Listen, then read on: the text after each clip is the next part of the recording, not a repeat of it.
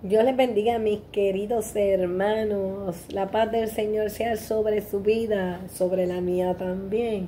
Les saludo desde este medio. Espero en el Señor que se encuentren bien.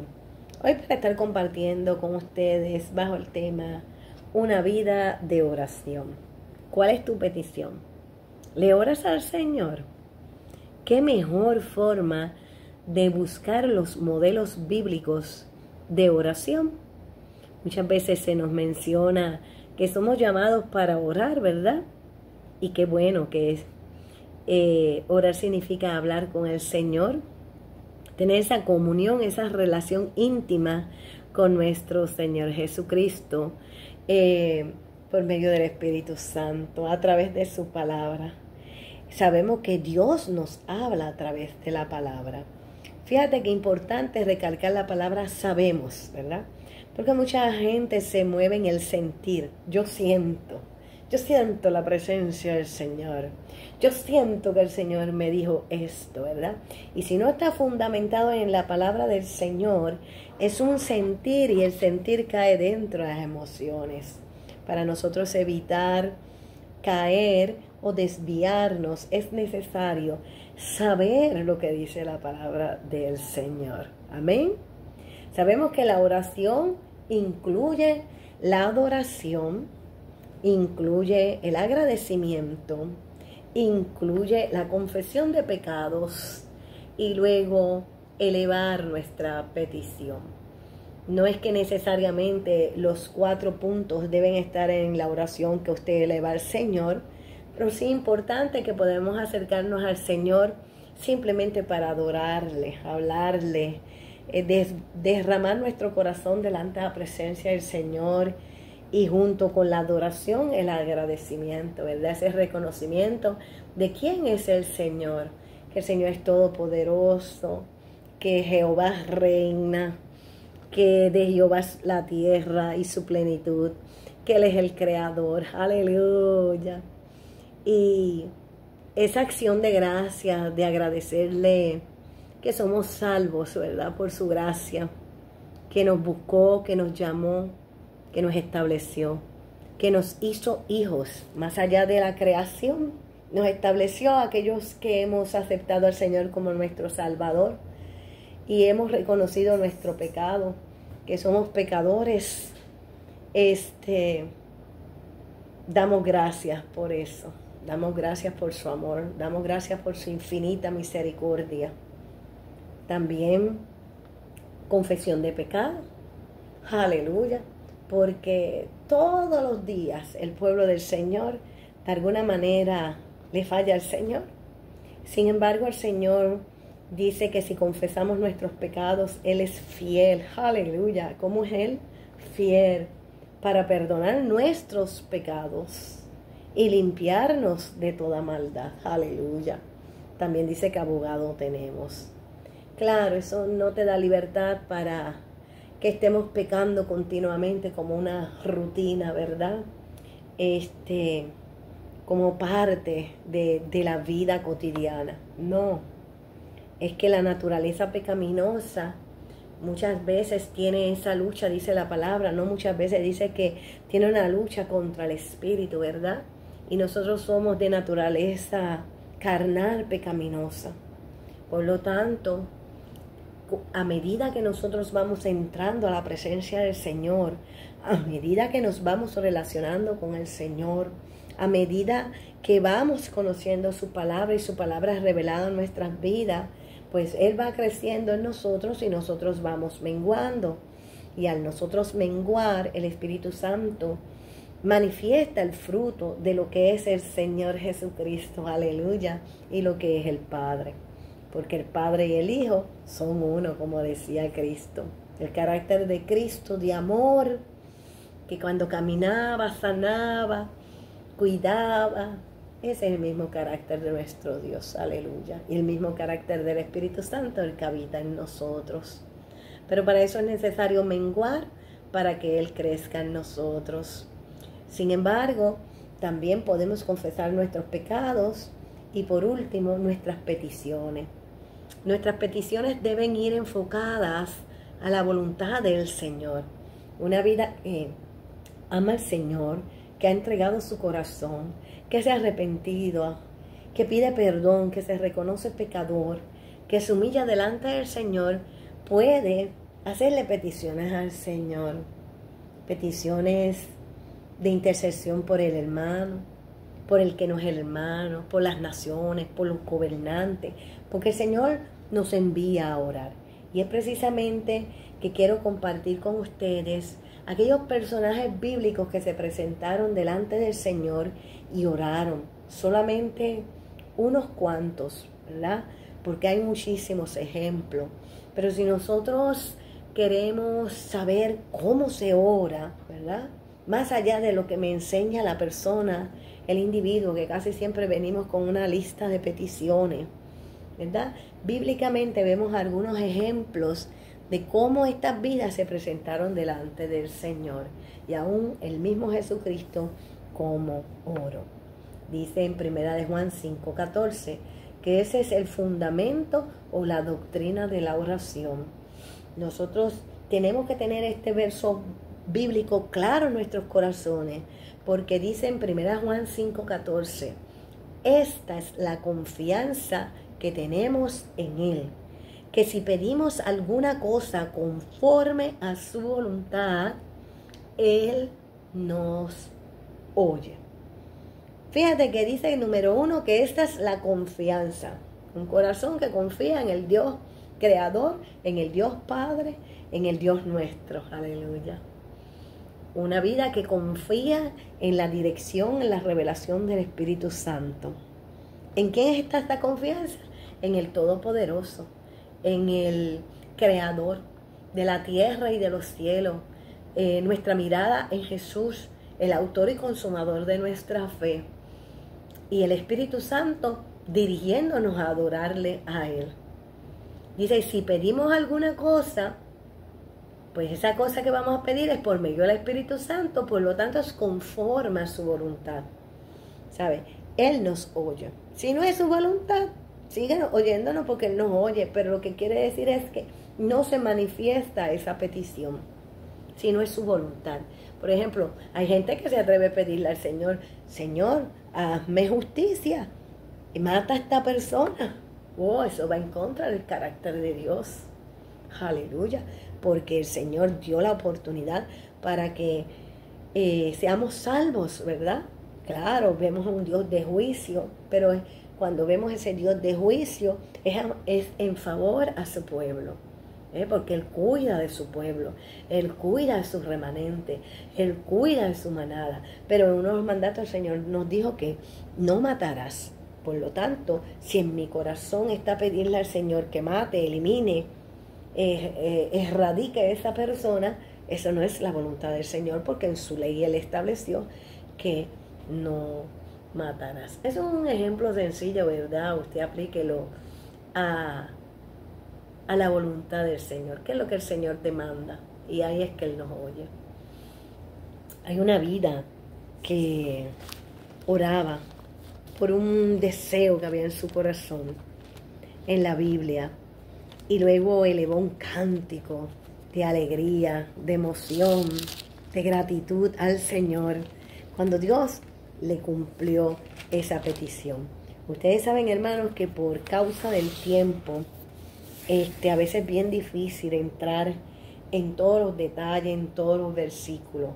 Pero esta vida se encuentra en 1 Samuel, capítulo 1, en adelante.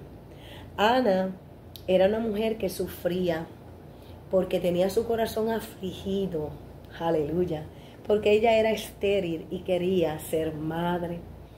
Pero el esposo, que en aquella época era permitido, tenía otra esposa que se llamaba Penina, que tenía hijos. Y Penina hacía enojar a Ana, causándole enojo y causándole tristeza. Y ella estaba muy triste porque ella no había podido tener hijos. Así que la petición de Ana en este relato histórico es el anhelo de tener un hijo. Aleluya. Vamos a ver en la palabra cómo Ana oró. En el versículo 6 pudimos ver ahí estoy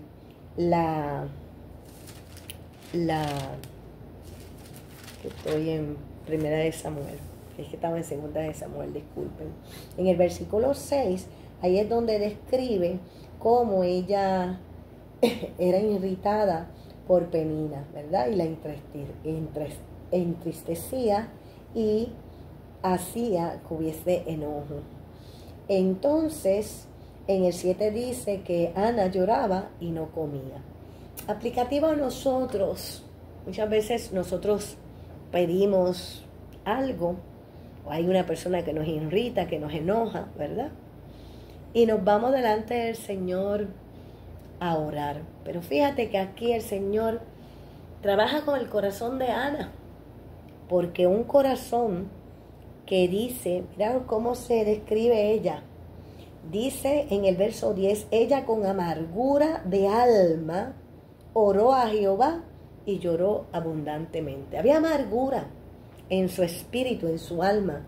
Fíjate que en el verso 15 ella dice, yo soy una mujer atribulada de espíritu, no he bebido vino ni sidra, sino que he derramado mi alma delante de Jehová. Ahí vemos puntos importantes en la oración. Número 1, amargura. Ella tenía resentimiento hacia Penina. Y podemos inferir, que la Biblia no lo dice, ¿verdad? Podemos inferir que posiblemente tenía resentimiento contra Dios también. Porque a veces nos molestamos, nos enojamos con el Señor al ver que esta persona prospera, tiene cosas y nosotros no. Y el Señor nos lleva a ver, ¿verdad? Que el Señor hace como Él quiere, su perfecta voluntad en cada individuo, de manera individual. La palabra lo dice, individuo. Así que había resentimiento hacia Penina. Había enojo, había ira. Ese tipo de enojo, de rabia, de molestia.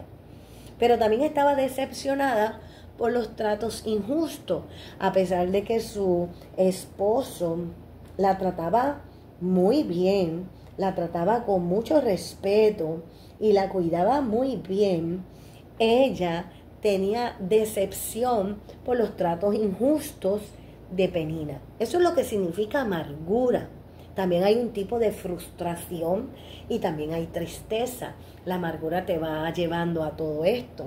Incluso la amargura, si tú no la trabajas, te puede llevar a una raíz de amargura. Usted sabe que una raíz es algo que es profundo y que cuando tú vas a sacar una raíz en lo natural, en la agricultura, y la raíz está bien profunda, tú tienes que utilizar unas herramientas para cavar, para ahondar, para poder sacar esa raíz. Y si eso es en lo natural, en lo espiritual, si ese tipo de frustración, de amargura va creciendo, pues obvio, se va formando una raíz, es mucho más difícil trabajarla.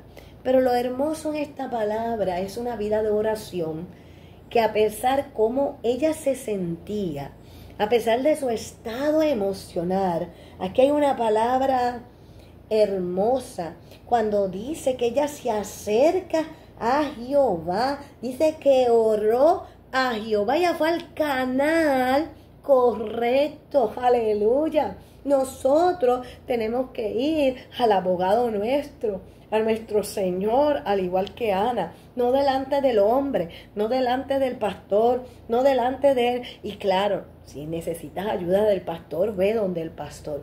Pero inicialmente nuestra oración es al gran pastor, al pastor de los pastores, a nuestro Señor. Y mira la forma en que ella oró. Aleluya. Ella reconoce que es una mujer atribulada. Ella reconoce y lleva la oración a Jehová. Y mira lo que dice en el verso 12. Dice, mientras ella oraba largamente delante de Jehová.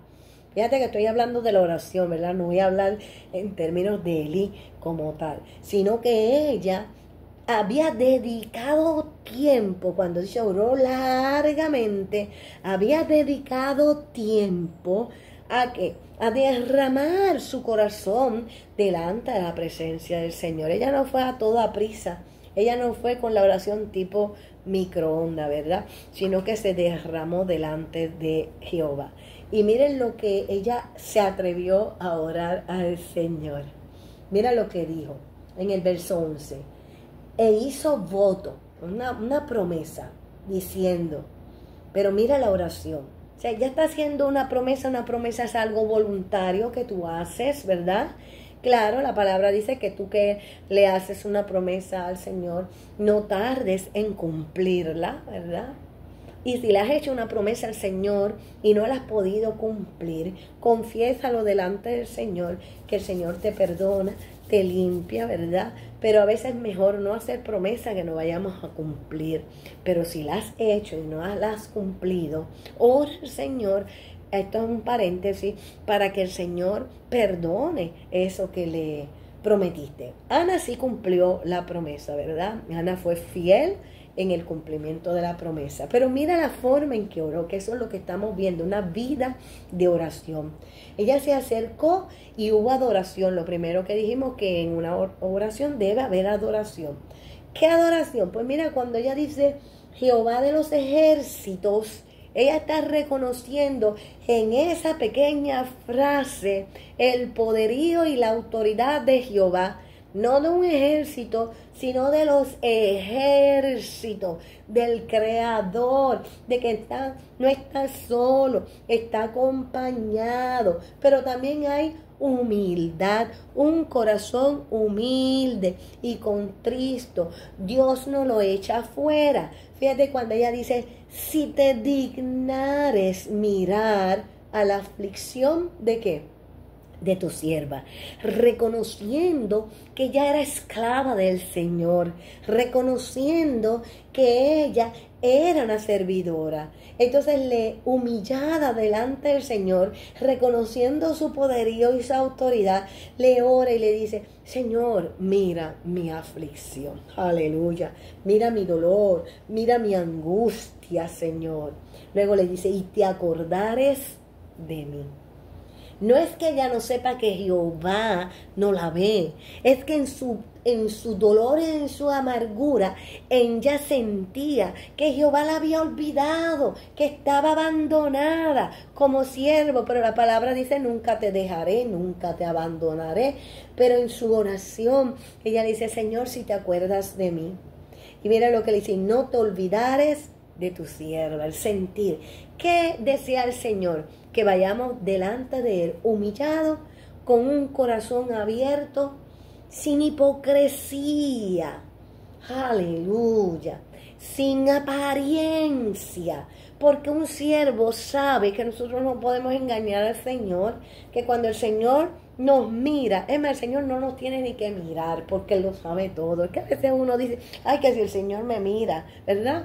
Es que Dios lo sabe, ya todo está desde antes de la fundación del mundo, y cuando nosotros podamos entender esto, ¿verdad? Pero sí, ese corazón humano, vamos a decirlo así, de esa manera, ese corazón quebrantado, ¿verdad? Y si no te olvides de tu sierva. Y mira el atrevimiento de la petición. Digo atrevimiento en el sentido de la confianza a quien ella le estaba orando. Ella oró específicamente lo que quería. ¿Sabes que a veces nosotros oramos y no oramos específicamente? Específicamente porque mira lo que dice. Dice, y no te olvidares de tu sierva, sino que dieras a tu sierva un hijo varón. Un hijo varón. No quería una nena, ella quería un varón. Aleluya. Qué oración, hermano. Qué oración. Aleluya. La pregunta es, ¿oramos nosotros así? ¿Nos humillamos? ¿Lo reconocemos a Él como ese autor y consumador de nuestra fe?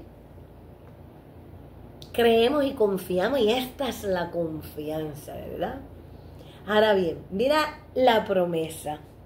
Y esa es la pregunta que uno se tiene que hacer, pero voy a leerte primero la promesa. Y dice, yo lo dedicaré a Jehová todos los días de su vida y no pasará navaja sobre su cabeza. Le estaba diciendo que lo iba a dedicar para que fuera nazareo, fuera siervo de Jehová. Y la pregunta es, pero espérate, ella no quería un hijo. ¿Y cómo es posible que si ella anhela tanto un hijo, después que Dios se lo da, ella dice que te lo va a dar para el Señor? Aleluya. Sabemos, ¿verdad?, en términos espirituales, que Ana era estéril porque no había conocido a Cristo. Cristo es ese hijo formado en nosotros, ¿verdad? Ese hijo varón, Jesucristo, cuando vino, que fructifica a través de nosotros, sale, es el fruto, ¿verdad? Cristo mismo, engendrado en nuestras entrañas, en nuestro corazón, ¿verdad? Pero aquí también estamos hablando en el aspecto espiritual, es el Hijo, es Cristo, ¿verdad? Por lo tanto se lo dedico porque es de Jehová, aleluya. El Padre y yo uno somos, ¿verdad? Él y el Padre, aleluya. Pero aquí está hablando también de lo natural, de Ana, que realmente no podía tener hijo, y le pide al Señor con esa valentía, dame un hijo varón, pero yo te lo dedico a ti. Aleluya. Eso es cuando, Señor, tú le pides algo, pero tú le dices, Señor, me lo diste, pero es tuyo, porque yo simplemente soy un mayordomo. Tú eres el dueño y Señor de todas las cosas. Esto te pertenece a ti, porque de Jehová son todas las cosas. Es lo que ella está haciendo ahí. Él es tuyo. Tú me lo vas a dar a mí, yo lo voy a cuidar. Y tanto es así que ella lo cuidó durante sus primeros 2 añitos, cuando lo desteta, es que ella lo lleva al templo, ¿verdad? Aproximadamente ese tiempo, puede ser más. Cuando el niño ya estaba grandecito, ya no era necesario alimentarlo, entonces que ella lo lleva. Sin embargo, no es que ella se desvincula de ser madre, porque vemos y leemos más adelante cuando ella le llevaba las ropas de sacerdote y lo llevaba para allá para estar con él y compartir con él, ¿verdad? Sin embargo, aplicativa a nosotros. ¿Qué tú le has pedido al Señor que lo ha hecho para ti? Que te has humillado y el Señor te complació y te lo dio, pero te apropiaste, te adueñaste y perdiste de vista que fue tu Señor el que te lo dio. Ejemplo sencillo, le pedimos un carro al Señor y el Señor me lo dio, pero entonces no lo quiero usar para la obra del Señor. Porque me ensucia el carro, porque me lo mancha, etcétera, etcétera, porque comen adentro. Ejemplos. Le pido al Señor un esposo y me adueño, es mío, para mí todo. Y cuando Él quiere servir al Señor, pues ya me incomodo, me molesto. Y viceversa. Le pido la dama al Señor, pero cuando me la da, pues no, es mía, es mío, nos apropiamos, nos adueñamos. Cuando el dueño y el Señor de las cosas es Jehová de los ejércitos. Ejemplo sencillo, usted siga orando al Señor, que le haga ver y que le muestre que tú le has pedido al Señor, ¿verdad? Que el Señor aún no te lo ha dado, o si te lo dio, ¿dónde fue que te desviaste, verdad? Fíjate que en el versículo 17 y 18 la palabra dice, Elí, que era el sacerdote, y que la vio orando largamente, pensó que ella estaba ebria. Y ella le dice que no, que ella no está ebria, que ella lo que hace es orando a Jehová y le abre su corazón de lo que había. Entonces, de la aflicción que ella tenía en su corazón. Entonces en el verso 17, Elí respondió y dijo, ve en paz. Y el Dios de Israel te otorgue la petición que le has hecho. Y ella dijo, halle tu sierva gracia delante de tus ojos. Y se fue la mujer por su camino y comió y no estuvo más triste. Fíjate que el sacerdote le habló y le dio la certeza, y esta es la confianza, que si le pedimos al Señor alguna cosa según su voluntad, Él nos oye.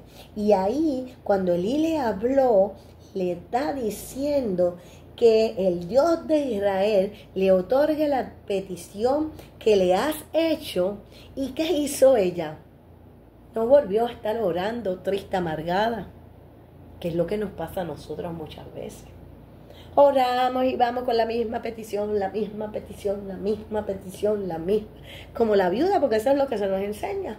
Ora como la viuda, que no está mal, ¿verdad? Pero aquí estamos viendo otro ejemplo, que ella se levantó y dice que la mujer se fue por su camino y comió, porque acuérdense que aquí él no estaba comiendo porque tenía mucha angustia, pero sobre todo dijo, y no estuvo más triste. El gozo de Jehová es mi fortaleza. Espero en mí, Señor, en el tiempo del Señor. Le presenté esa petición. Hermanos, y ahí es que tenemos las diferentes enseñanzas. La viuda pedía, Señor, hazme justicia, hazme justicia, hazme justicia, porque era una persona, ¿verdad? Un juez injusto. Y el juez injusto lo que nos enseña ahí, ¿verdad? Que siendo nosotros pecadores hacemos el bien, cuán más allá que nuestro Jehová de los ejércitos, que es grande, misericordioso, y Él sí es justo. Esa es la enseñanza, ¿verdad? De que veamos un Dios justo, aleluya. Pero a veces nos desviamos y lo que enseñamos es que vaya y pida, aleluya. Pida, pero descanse en el Señor. Crea que el Señor provee esa petición, si es su voluntad. Si no es su voluntad, pues siga caminando, descanse. Si el Señor le dijo que no, pues un no. Y hay que seguir adelante, alabando y glorificando al Señor, aleluya. Dejando esa petición en sus manos y confiando. Y aquí, pues ocurrió que sí tuvo el niño, ¿verdad? Fue embarazada, ¿verdad? Dice, aconteció que al cumplirse el tiempo, después de haber concebido Ana, concibió, dio a luz un hijo y le puso por nombre Samuel, diciendo, por cuanto lo pedí a Jehová. Aleluya. El reconocimiento de que lo había pedido a Dios. Dios oyó mi clamor y me dio el hijo que yo tanto pedía. Inicialmente, espiritualmente, pida por Cristo, que Cristo llene nuestras vidas por el Espíritu Santo, que sature nuestro ser de su presencia, de su amor, de su paz, de su gozo. Aleluya. Esta es la mejor petición, ¿verdad? Pero si hay una petición natural, alabemos y glorifiquemos al Señor cuando dice, por cuanto lo pedí a Jehová y Jehová me lo dio. Aleluya. Qué bueno es nuestro Señor. Ahora bien, dice ahí la palabra, ¿verdad? Que ella tenía que cumplir con el voto que le había hecho, la promesa que le había hecho a Jehová. Así que ese voto era consagrarlo, que pertenecía al Señor, para que el Señor lo utilice para su gloria. Sabemos que Samuel fue usado grandemente por el Señor, pero eso sería otra prédica porque estamos enfocados en la oración. Otra vida que quiero ver rapidito, porque miraba como el tiempo corriendo, es David. ¿Cómo oró David? En este caso, David es una oración de pecado, cuando el pueblo peca, ¿verdad? Y vamos a estar señalando un momento el pecado, que fue lo que David hizo, para poder entender, ¿verdad?, qué es lo que pasa y cuál es la enseñanza.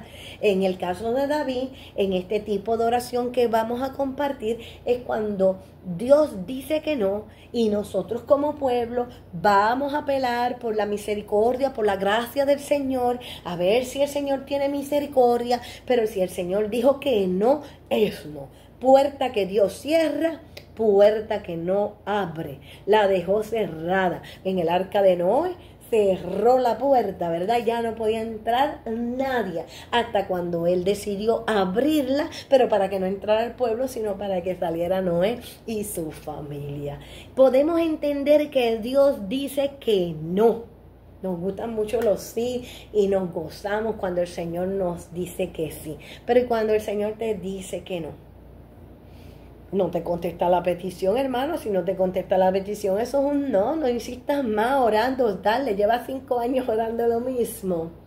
Claro, cuidado, ¿verdad? si es oración para transformación, sigue orando, ¿verdad? Porque algo hay, porque si el Señor nos ha llamado a ser transformados a su imagen, ¿verdad? Tiene que ser algo mío, que no se ve la transformación, que el Señor revela nuestros corazones, ¿verdad? Pero peticiones de cosas materiales, de peticiones que si, ¿te acuerdan cuando Pablo oró que quería ir a predicar la palabra a un lugar y el Señor le dijo, no, no es aquí, y él se mantuvo hasta que después el Señor lo dirigió hacia otro lado? Aún el ministerio, porque a veces somos dados de estar saltando cualquier invitación y demás, no, orando, es del Señor, parece ser del Señor, pero o yo mismo me lo pongo en el corazón. En ese momento fue Pablo que quiso, mira, creo, voy, vamos. Pero el Espíritu Santo le dijo que no era ahí. Aleluya. Así que viendo a David en este tipo de oración, el primer fallo de David fue que David no salió a la guerra y se quedó en Jerusalén. Nosotros, los siervos del Señor, tenemos que estar orando y tenemos que estar con el varón de guerra. Aleluya. Jehová de los ejércitos, la palabra lo dice, tiene ejércitos. Aleluya. Pues Él es el jefe de esos ejércitos y nosotros le servimos a Él, ¿verdad? Y hay guerra espiritual, la guerra que quiere destruir al siervo y a la sierva, especialmente no al siervo y a la sierva, sino al Jesucristo que habita en la sierva, aleluya, y en el siervo.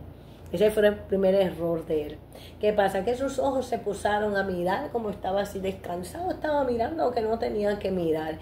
Y miró una hermosa mujer que se llamaba Bexabe, y esta mujer era casada, pero él como rey la mandó a buscar y durmió con ella. Eso se encuentra en 2 de Samuel, capítulo 11. Usted lo lea con calma. En el capítulo 11, en el versículo 4, dice que envió David mensajeros y la tomó y vino a él y durmió con ella. Luego ella se purificó de su inmundicia y se volvió a su casa. Claro, ella no se podía negar porque él era el rey y el rey es el que manda y el que decreta, ¿verdad? Pero ella era una mujer casada. Así que David se quedó calladito, pero Dios, que todo lo sabe, descubre lo oculto, el pecado oculto. ¿Qué pasó con Bexabe? Pues Bexabe quedó embarazada, sino que concibió la mujer. Y envió a hacerlo saber a David diciendo, estoy encinta. En otros lugares dice, estoy embarazada. En otros lugares dicen, estoy preñada. Casi siempre preñada la usan para los animales, ¿verdad? Pero el concepto, iba a tener un bebé. Entonces, ahí David se le presentó tremenda situación. ¿Y ahora qué hago? El pecado de adulterio. Y como rey él podía tener otras mujeres, ¿verdad? Pero esta era casada. Y luego vamos a ver lo que el profeta, qué fue lo que le confrontó, cómo lo confrontó.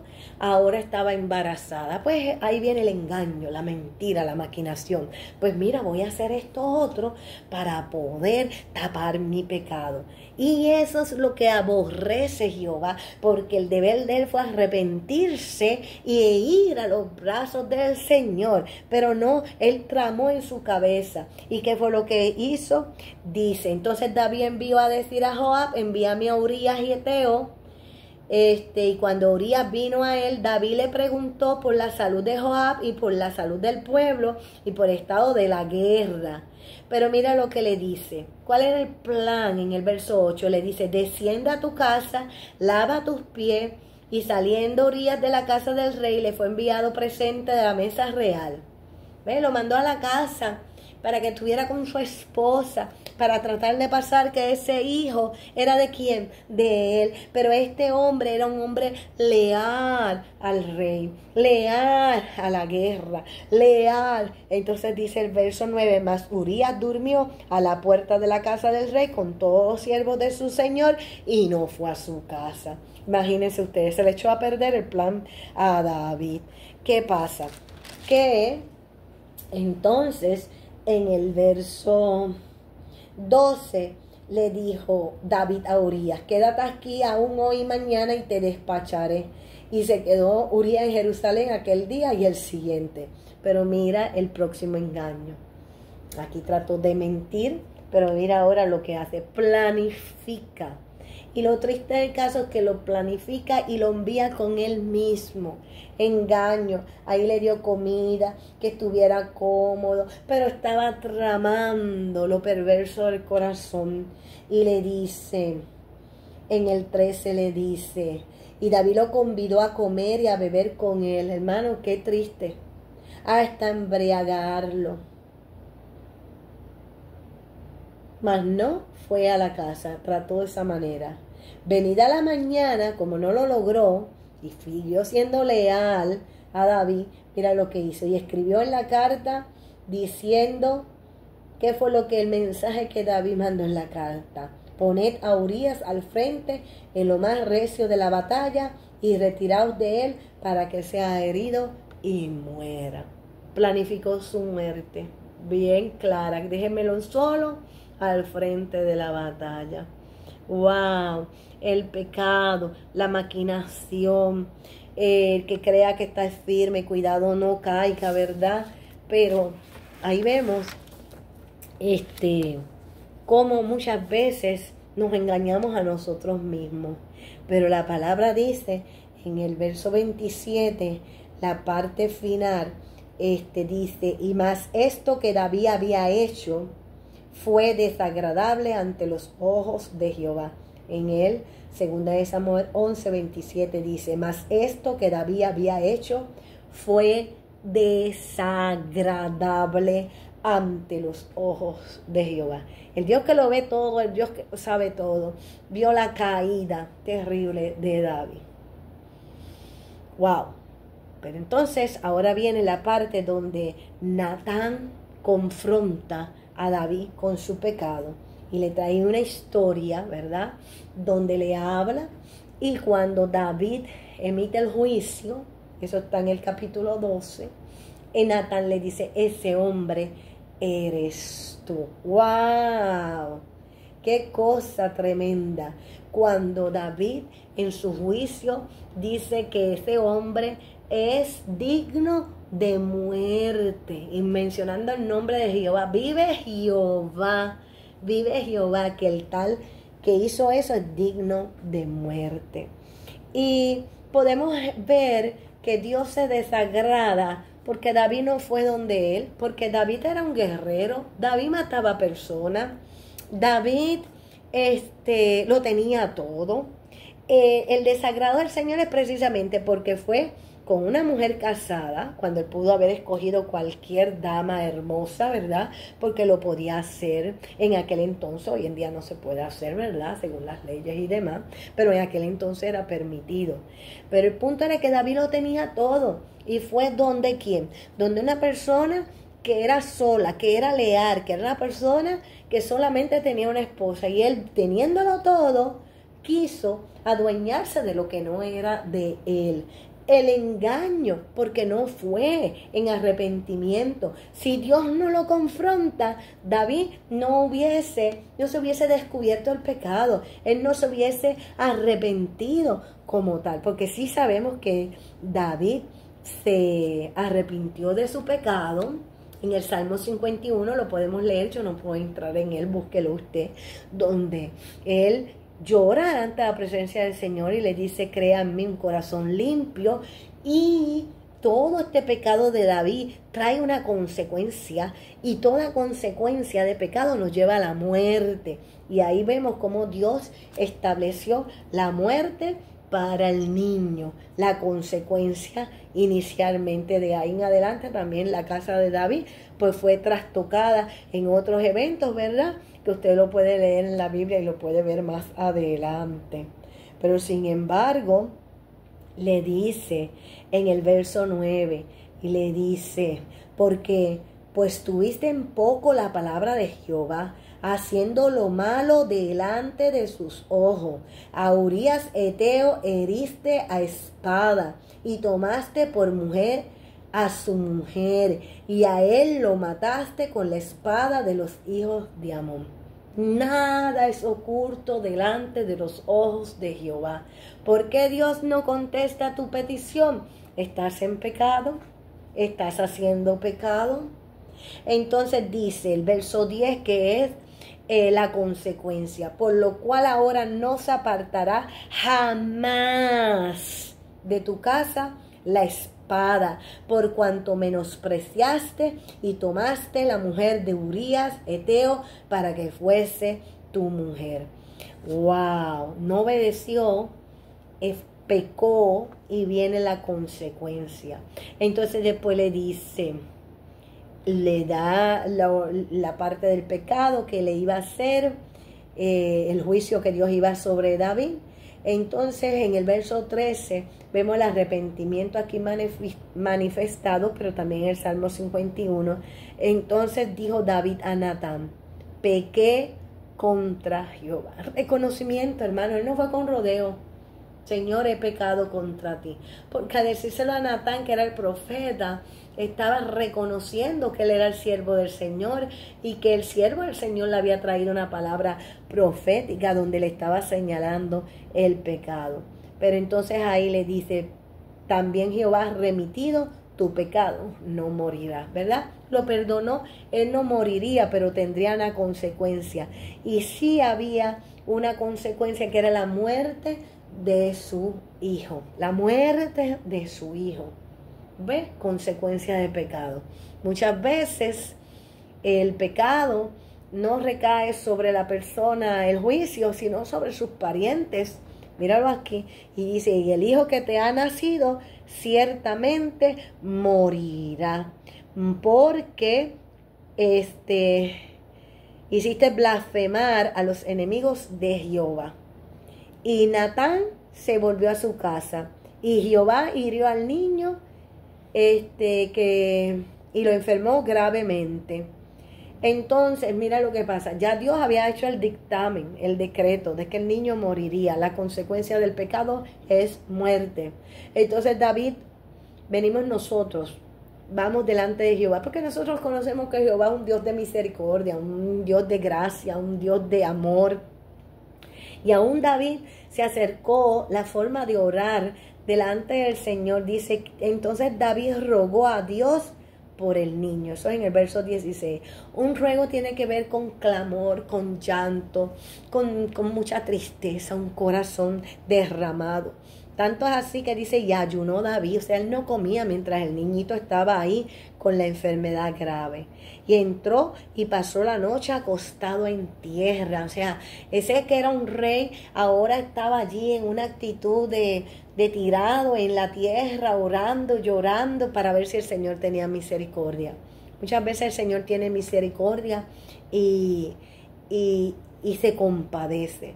Pero muchas veces el Señor, cuando dice que no, es no. Y si el Señor hizo el juicio de que el niño moriría, el niño murió. Por más que David rogó, por más que David suplicó, el Señor dijo que no. Hay peticiones que el Señor dice que no. En este momento, cualquiera diría, Señor, resucita al niño si el niño es inocente. Pero el niño iba a estar en los brazos del Señor. El niño era del Señor. El niño le pertenecía al Señor. Era una enseñanza ¿para quién? Para David, por cuanto había pecado. Y ya el Señor había hecho un decreto, un dictamen. Había dicho lo que iba a acontecer. Cuando el niño murió, los siervos no se atrevían a decírselo a David, pero David por el ambiente se dio cuenta. Entonces David se levantó de la tierra en el verso 20 y se lavó y se ungió y cambió sus vestiduras, sus ropas, dice.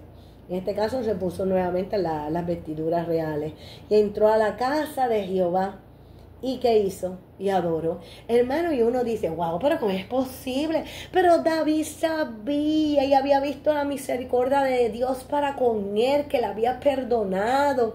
Aún había cumplido lo que le había dicho que no. Cuando Dios te dice que no, por la razón que sea por consecuencia de pecado, porque no es la voluntad del Señor, ¿qué tenemos que hacer nosotros? Lo que David hizo, levantarte, entrar a casa de Jehová y adorar, porque Dios sabe. Entonces después dice, vino a su casa, pidió y le pusieron pan y comió. Primero adoró, estaba en ayuno, ¿verdad? Y después pues se alimentó, porque la vida tiene que continuar. Y él entendió que ese niño lo iría, que él iría donde el niño, ¿verdad?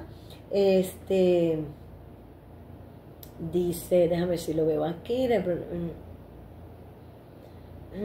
Dice en el 22 que por ese niño él oraba, a ver si Dios tendría compasión de David, y viviría el niño. Mas ahora que ha muerto, ¿para qué he de ayunar? ¿Podré yo hacerlo volver? Yo voy a él, mas él no volverá a mí.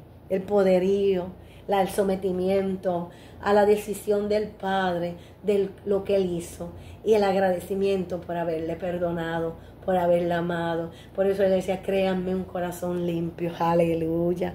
Qué hermoso nuestro Señor, ¿verdad? Cuando hace conforme a su voluntad. Así que vemos ahí cómo el Señor nos guía. Por falta de tiempo voy a dejarte para que leas, este es bien interesante, pero no lo voy a tocar porque quiero tocar el de Jesús.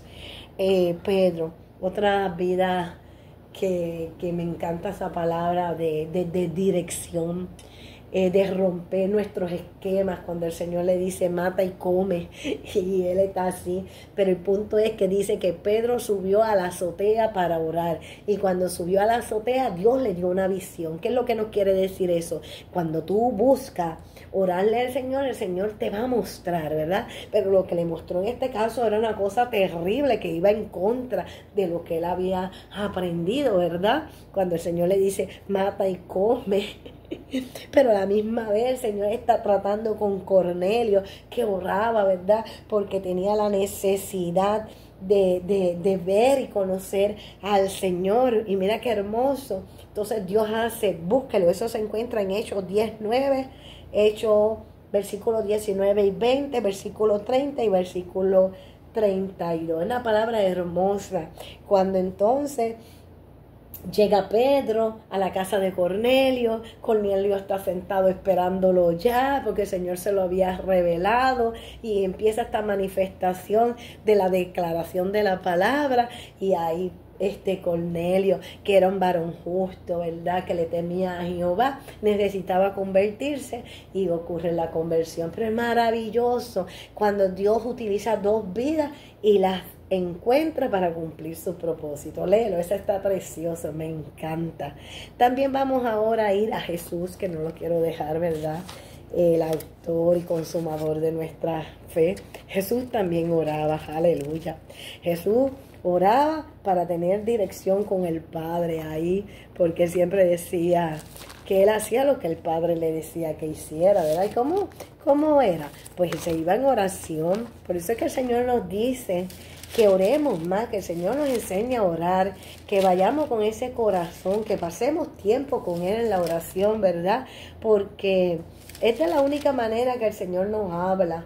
Y bueno, mi corazón anhela, porque me ha dado esta palabra para mi corazón, de que pase más tiempo con Él, que ore más, que ore leyendo la palabra, ¿verdad? Porque estaba leyendo también biografía del 1800 de ministros que el Señor llamó, y estas personas pasaban horas y lo que hacían era, algunos se ponían de rodillas a leer la palabra, otro dice que leía la palabra y le decía al Señor que le explicara cada versículo, ¿verdad? Porque a veces nosotros pensamos que orar es traer una petición, una lista de peticiones. El Señor sana este, el Señor sana el otro, el Señor sana el otro.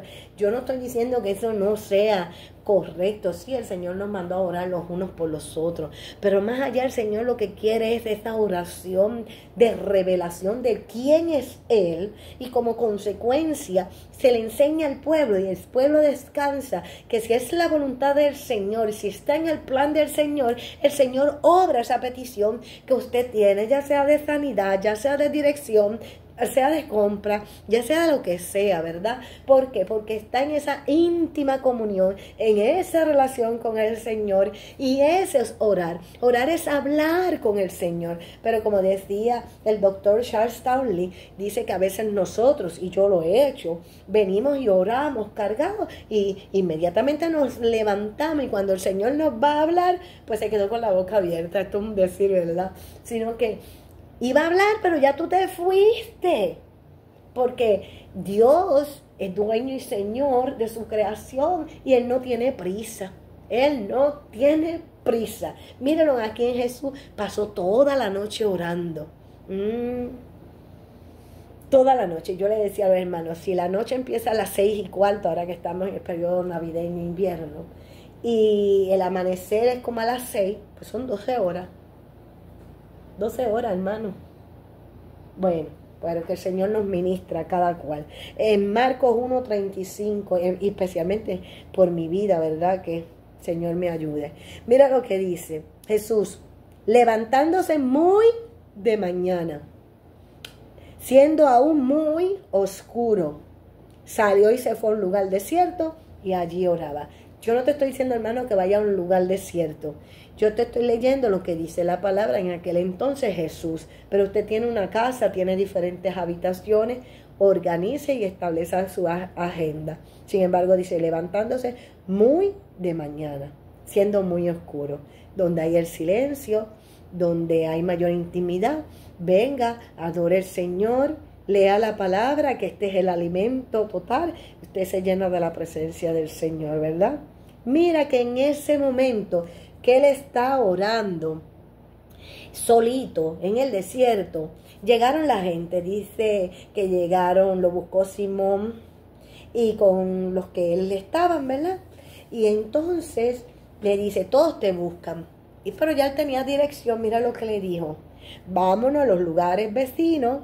Tenía dirección y propósito.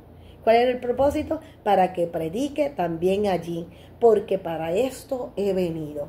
Y predicaba en las sinagogas de Galilea y echaba fuera los demonios. O sea, la autoridad, la relación, la unción hacía que los demonios salieran corriendo. La palabra dice, sométete a Dios. ¿Qué le había hecho? Sometido a Dios. Los resiste y salen huyendo, se van corriendo, por decirlo así, ¿verdad?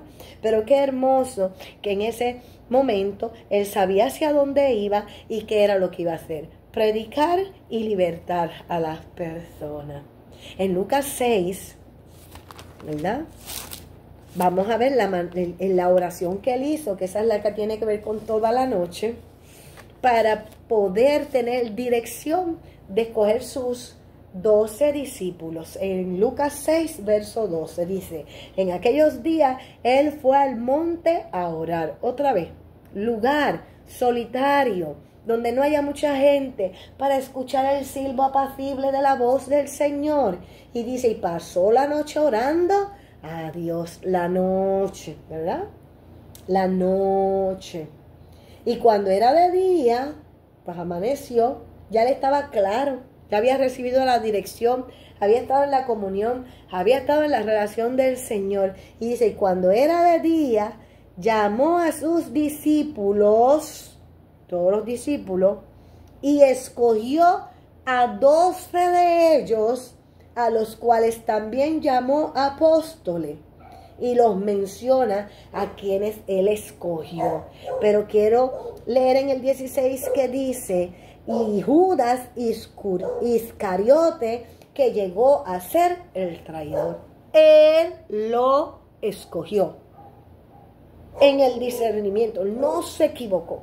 Él había estado en la presencia del Señor y entre ellos estaba Judas Iscariote, para que se cumpliera el plan y el propósito del Señor de venderlo por 30 monedas de plata y se cumpliera la profecía. Aleluya. Hermanos, si Cristo mismo necesitó la dirección de que fueran revelados los nombres del equipo que iba a estar juntamente con él, ¿qué de nosotros?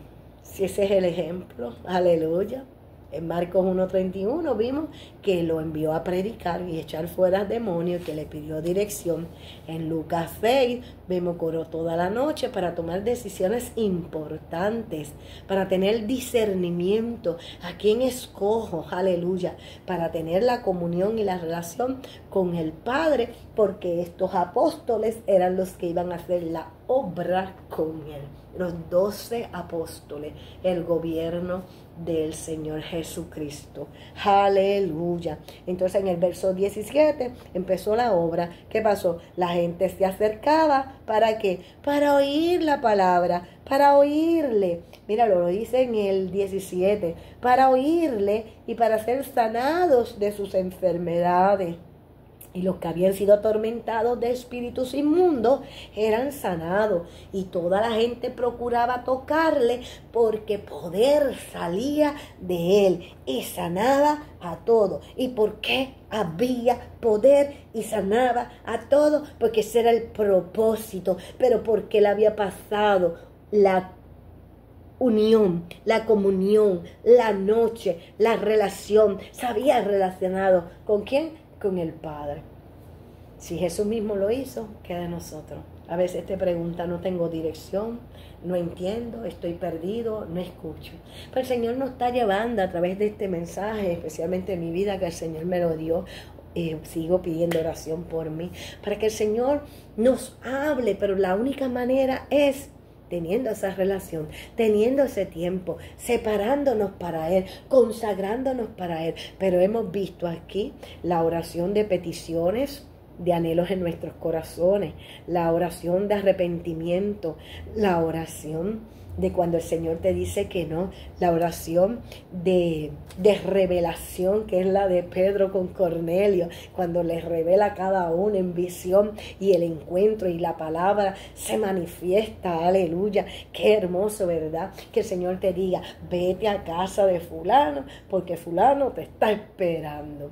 Como yo le decía a los hermanos, hay tanto para hablar de la oración. Cuando Pedro estaba encarcelado y la iglesia se unió a orar y la cárcel fue abierta y un ángel lo sacó, hermano. Eso es maravilloso. Dice que las cadenas se cayeron y que Pedro salió porque Jehová mismo lo sacó de la cárcel. Aleluya. Tanto en términos naturales, pero tanto en términos de espirituales. Cuando las vidas están encarceladas, quien rompe las cadenas y abre la cárcel es Cristo, el poder del Espíritu Santo. Pero no solamente esa, cuando vemos también Pablo y Sila, cuando dice y a la medianoche, aleluya, ellos adoraron al Señor, y en esa adoración también hubo un terremoto, se estremece todo en la adoración, y esas vidas oyen la palabra y se convierte el carcelero, aleluya. Por eso es importante la oración, para que las almas se conviertan. Aquí vemos a Cornelio, vemos también a los que estaban presos, pero al carcelero con su familia, hermanos, vemos todos los que Cristo ministró, sanando, libertando. La oración, la comunión, la relación con nuestro Señor Jesucristo. Pero bíblicamente, en la conclusión de este tema de una vida de oración, es que el Señor nos dice a nosotros en Primera de Tesalonicenses 5:17, orar sin cesar. Aleluya. No sin cesar. Orar sin cesar. ¿Y qué significa sin cesar? Es ese diálogo interno con Dios. Ese diálogo interno con Dios. Donde quiera que tú vas, hablando al Señor y ministrando, intercediendo. Señor, mira esas vidas. Yo me recuerdo el evangelista Gigi Ávila, que siempre decía, cuando usted vaya en el carro y usted está en un tapón, ore por todas las vidas, por todos esos carros. Hay maneras de orar, no tienes que estarle rodillas. Señor, que se convierta. Señor, ábrele los ojos. Señor, revelación. Espíritu Santo, tócale. Aleluya. Orando, ese diálogo interno. Papá, dime, ¿qué hago? ¿Hacia dónde voy? ¿A quién le ministro, Señor? Oh, Señor, mira ese tapón. ¿Hacia dónde me voy, Señor? Líbrame, Padre. Ese diálogo interno, que es esa comunicación constante constante con el Señor, esa dependencia de Él. Señor, ¿qué hago? ¿A dónde voy? ¿Cómo lo digo? Wow, Señor Jesús, ten misericordia. Las decisiones importantes. A veces tomamos decisiones sin pensarlo y después tenemos tremendo problema porque no le preguntamos al Señor, Señor, ¿hacia dónde voy? ¿Qué hago? Dime. El Señor lo dice, el Señor lo hace en nuestras actividades diarias, no en la iglesia, sí en la iglesia. No es que me contradigo, ¿verdad? Pero usted me entiende. Que nuestra vida espiritual de oración sean todas las cosas que tú haces. En tu diario vivir, en tu vida cotidiana, desde que te levantas, Señor. Voy a salir hoy, Padre. Todo lo que el Señor ponga en el corazón. Porque a veces queremos pretender llegar el domingo a la iglesia y estar gozosos ante la presencia del Señor, pero nos pasa como Ana. Estamos amargados, estamos cansados, estamos entristecidos, estamos adoloridos, estamos desorientados. ¿Pero por qué? Porque no hemos orado. Orado, recuerda que es hablar, tener la comunión, es un diálogo, no es que tú hablas siempre, sino que el Señor te habla. Y tú me vas a decir, como a veces digo yo, es que yo no oigo, yo no veo, yo no sé lo que el Señor me habla. Y quieres que una vida venga a hablarte. No, Él te habla a través de la palabra. Coge tu Biblia como hacían los ministros del 1800. Coge tu Biblia y léela. Y ahí te está hablando el Señor. Amén. Ya se me hizo tarde. 1 hora, por más que trato, hermano. Siempre me voy en 1 hora. Que el Señor me los bendiga rica y abundantemente. Que la paz del Señor sea sobre tu vida, sobre mi vida. Sigamos orando. Pidámosle al Señor que nos revele acerca de la oración, acerca de la cercanía del Señor, acerca de la administración. Quiera el Señor que seamos personas que estemos hablando continuamente con el Señor. Dios te bendiga, mi querido hermano. La paz del Señor. La paz del Señor.